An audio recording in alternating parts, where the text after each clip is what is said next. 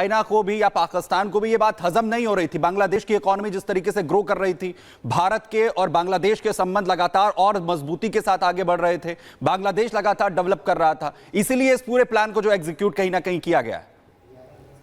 देखिए, इसको प्रॉब्लम को थोड़ा इसको डीपली अंडरस्टैंड हमको करना पड़ेगा और इसके लिए हमको बांग्लादेश के इलेक्शंस तक के पीछे जाना पड़ेगा। अब बांग्लादेश के जो इलेक्शंस हुए थे जिसमें शेख हसीना पावर में आई थी, वो एक सही तरीके का इलेक्शन नहीं था क्योंकि बीएनपी ने उस इलेक्शन को बॉयकॉट किया था और एक रिजेंटमेंट थी लोगों में कि ये एक फ्री और फेयर इलेक्शन नहीं है। तो एक रिजेंटमेंट ऑलरेडी पनप रही थी बांग्लादेश में उस टाइम पे। दूसरा एंगल आता है जमाते इस्लामी का, जो एक कट्टरपंथी पार्टी है और जो पाकिस्तान का सपोर्ट रखती है, आईएसआई का सपोर्ट रखती है।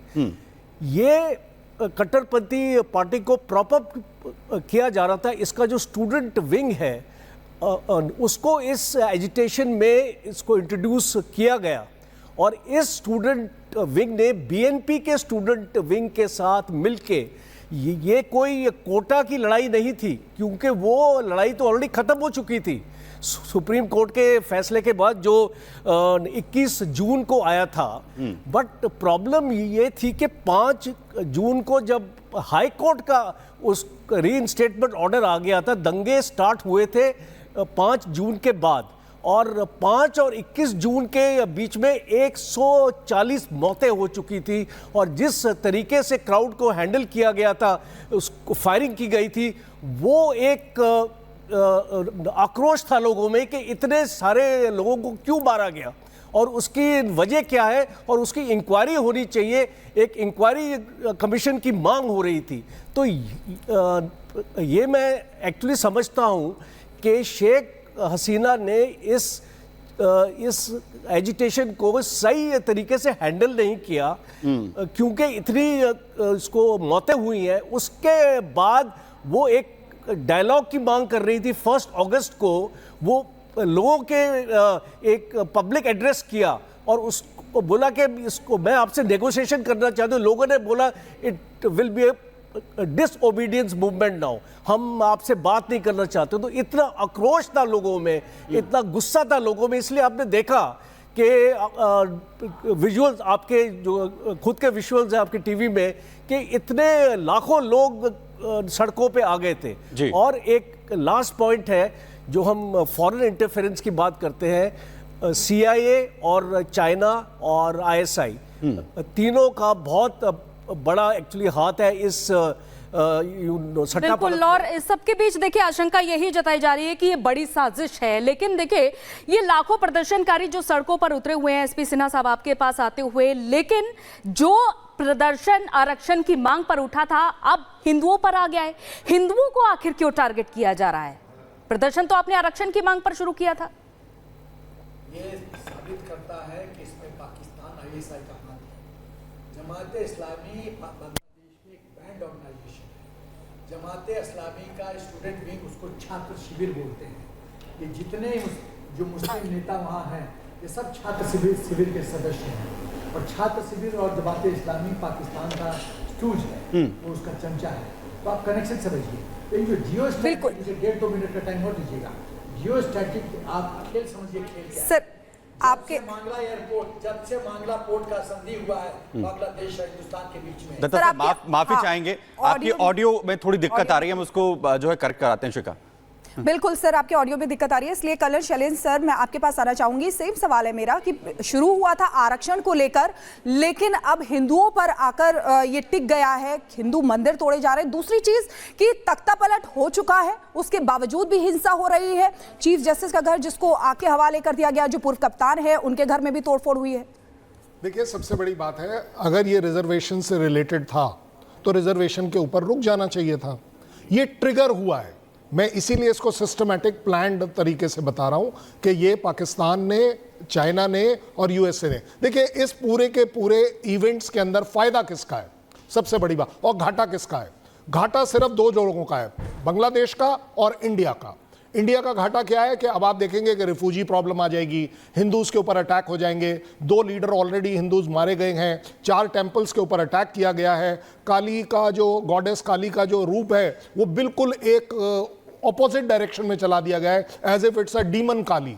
वो जो जहां जिन तरह की पेंटिंग्स वहां पर चल रही हैं, सड़कों के ऊपर लिखा जा रहा है। अगर ये एजिटेशन सिर्फ रिजर्वेशन होता तो ये खत्म हो जाना चाहिए था, और रिजर्वेशन तो 30% था पिछले 40 साल से, कोई नई बात तो हुई नहीं थी। और अब भी अगर किया है तो री इंट्रोड्यूस तो 5% था, और वो भी लेकिन बात तो ये है ना सर, हिंदुओं को निशाना बनाया जा रहा है, उनके घर पे पत्थरबाजी, आगजनी उनके घर पे की जा रही है, तोड़फोड़ की जा रही है, हिंदू मंदिरों तक को निशाना बनाया जा रहा है। तो इसीलिए कह रहा हूं ना कि ये रिजर्वेशन इशू है ही नहीं, ये इंडिया बांग्लादेश के रिलेशंस को तोड़ने वाली बात है, हिंदूज को हाईलाइट करने वाली बात है।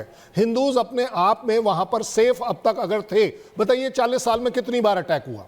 मैं ये नहीं कहता हूं कि नहीं हुआ, वो sentiments can be anything, but at the same time उसको इंस्टिगेट कौन कर रहा है, किसका प्रॉफिट है? वो प्रॉफिट सिर्फ और सिर्फ चाइना और पाकिस्तान का है। आप हर चीज में देखेंगे कि जहां का अभी इस समय अगर जो भी डिस्टर्बेंस होती है उसका क्या डायरेक्ट इंपैक्ट है? इकोनॉमिक इंपैक्ट है, जब रिफ्यूजीज हमारे यहाँ आएंगे। एक और इकोनॉमिक इंपैक्ट है कि हमें डिप्लॉयमेंट करनी पड़ेगी, जो कि ऑलरेडी इंक्रीज कर दी गई है। और उससे अलग बड़ी बात कि हमारा जो ट्रेड उनके साथ चल रहा है वो अफेक्ट होगा। सो ओवरऑल एक सिचुएशन ऐसी बनेगी कि एंटी इंडिया सेंटिमेंट्स को जगाया जाए, और उसको जगाने का मुझे नहीं लगता बांग्लादेश का इंटरेस्ट है, ये सिर्फ और सिर्फ पाकिस्तान और चीन का इंटरेस्ट है। जी दत्ता सर, अब आपसे भी समझना चाहें, सॉरी एसपी सिन्हा सर, सवाल ये है कि ये जो सिनेरियो बन रहा है बांग्लादेश के अंदर, और जिसका जिक्र जो है कर्नल शैलेंद्र सर ने भी किया कि आरक्षण से शुरू हुआ था, लेकिन इसका मोटिव वो नहीं है, उसे आगे जो है रिप्रेजेंट किया गया है, मंदिरों को निशाना बनाया जा रहा है, हिंदुओं को निशाना बनाया जा रहा है, और जो इसका सीधा इंपैक्ट जो है इसका, क्योंकि पता है उन्हें कि भारत और बांग्लादेश के रिलेशन पर पड़ेगा, उसके हिसाब से इस पूरी साजिश को क्या किया गया है? सिन्हा सर देखिए, एम कुछ और है, टारगेट दिखाया जा रहा है कुछ और है। एम है हिंदुस्तान और बांग्लादेश के रिश्तों को खराब करना, हिंदुस्तान का प्रभाव बांग्लादेश में ख़त्म करना। और ये जो स्ट्रेटजी है पाकिस्तान की, वो 71 वार के बाद उसने कसम खा रखा है कि हिंदुस्तान को सबक सिखाना है। आप उस 71 वार का वो जख्म अभी भूला नहीं है। तो अभी मांगला एयरपोर्ट में हमारी संधि हुई थी बांग्लादेश के साथ, उससे सबसे ज़्यादा पेट में दर्द किसको हो रहा है? चीन को हो रहा है। चीन का जो स्ट्रिंग ऑफ पॉलिसी है कि हिंदुस्तान को चारों तरफ से घेरो, चक्रव्यूह में फंसाओ, उसको हम लोग तोड़ते गए हैं। ग्वाडर पोर्ट को तोड़ा, चाबार पोर्ट से, अभी हम श्रीलंका में जो इन्फ्लुएंस था उसको तोड़ा, मंडला पोर्ट साइन किया मोदी जी ने शेख हसीना के साथ। तो और हिंदू हेट्रेड का ये किसको सूट करता है? ये पाकिस्तान को सूट करता है। जमाते इस्लामी क्या है? पाकिस्तान का स्टूज है।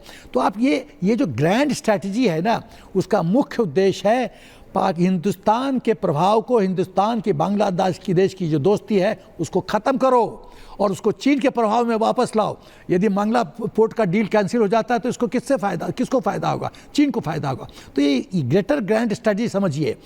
ये जो स्टूडेंट जो रिवोल्यूशन, सो कॉल्ड रिवोल्यूशन है, ये तो एक बहाना है, ये तो बहाना ढूंढा जा रहा था ट्रिगर करने के लिए। दूसरी बात जो मैं कहना चाहता हूँ, ये जो दिखाया जा रहा है कि इतने लोग रोड पे आ गए, ये क्या पूरे पॉपुलेशन के कितना परसेंटेज लोग हैं? कितने परसेंटेज हैं? और जब ये कौन ये एजिटेशन को लीड कर रहा है? ये तो जमात इस्लाम के लोग छात्र शिविर कर रहा है। तो क्या वो पूरा रिप्रेजेंट करता है? और इतना गदर था तो अभी तो इलेक्शन फिलहाल हुआ, तो शेख हसीना कैसे आ गई सत्ता में?